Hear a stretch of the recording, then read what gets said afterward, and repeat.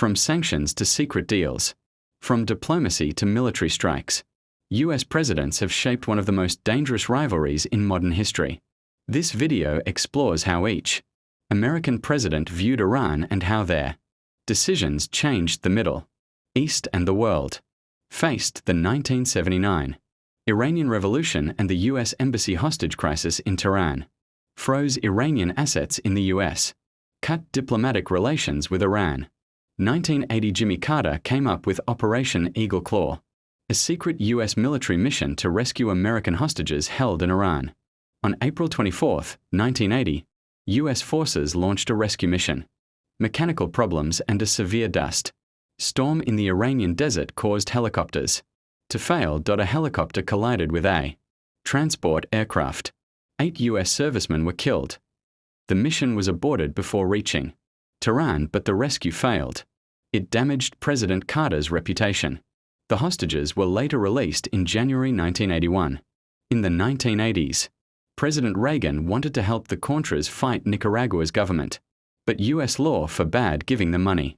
So, his administration secretly sold weapons to Iran, even though Iran was an enemy, and used the money from those weapon sales to fund the Contras. This secret plan was illegal. When the public found out, it became a big scandal called the Iran-Contra affair. Reagan helped the Contras because he wanted to stop communism in Central America and protect US influence there. George H.W. Bush and Iran, 1989 to 1993. His approach toward Iran was more cautious compared to later presidents. He signaled openness to improved relations, saying in 1989, "Goodwill begets goodwill." Focused on resolving issues like American hostages in Lebanon. Maintained sanctions but avoided direct military confrontation. Iran was still viewed with suspicion due to past tensions, including the 1979 hostage crisis under President Carter. In 1993, Bill Clinton declared Iran a major threat. His government said Iran was supporting terrorism and trying to build dangerous weapons, started a policy of dual containment. This meant the US would try to isolate both Iran and Iraq at the same time, instead of working with either of them, prepared the way for strong sanctions. In the following years, 1995 to 1996, he banned most US trade with Iran, punished foreign companies that invested in Iran's oil and gas. Former President George W. Bush 2001 to 2009 called Iran part of the Axis of Evil 2002. He accused Iran of supporting terrorism and trying to build nuclear weapons. Increased sanctions and pressure. The US pushed for international sanctions to hurt Iran's economy and slow its nuclear program.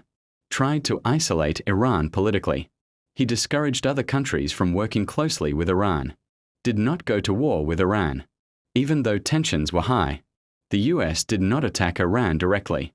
Like it did Iraq, Bush avoided attacking Iran because the US was already in 2 wars, and a new war with Iran could have caused a much bigger and more dangerous conflict.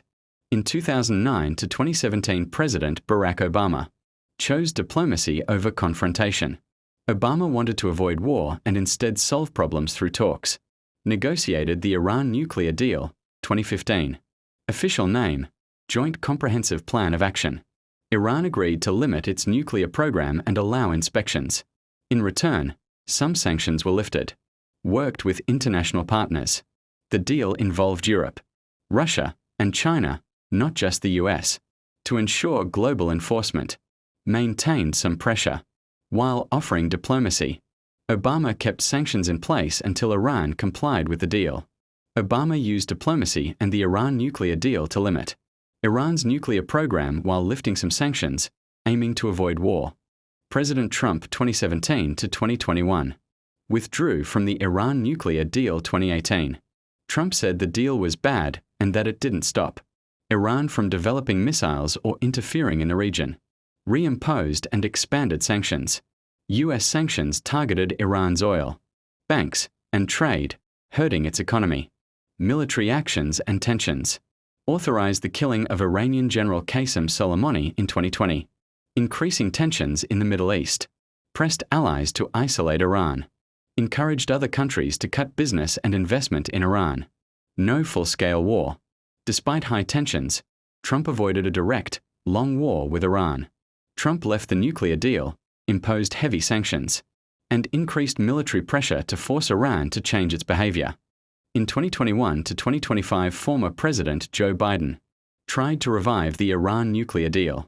Biden wanted Iran to return to the Joint Comprehensive Plan of Action, limits on its nuclear program. Negotiations faced delays and disagreements, so the deal hasn't fully been restored. Maintained sanctions. While offering diplomacy, Biden kept most U.S. sanctions in place to pressure Iran to negotiate seriously. Managed regional tensions. Focused on avoiding direct war with Iran, while responding to attacks on U.S. allies and interests in the Middle East. Diplomatic and multilateral approach. Worked with European allies and the UN to try to manage Iran's nuclear program peacefully. Biden has tried to return to diplomacy and the nuclear deal while keeping sanctions and avoiding war, balancing pressure with negotiation. In 2026, under the current President Donald Trump, the U.S. is engaged in a serious military confrontation with Iran, carrying out strikes and working with allies, while regional tensions and sanctions continue, and there's also ongoing global debate about whether this conflict will expand or shift back toward diplomatic negotiations.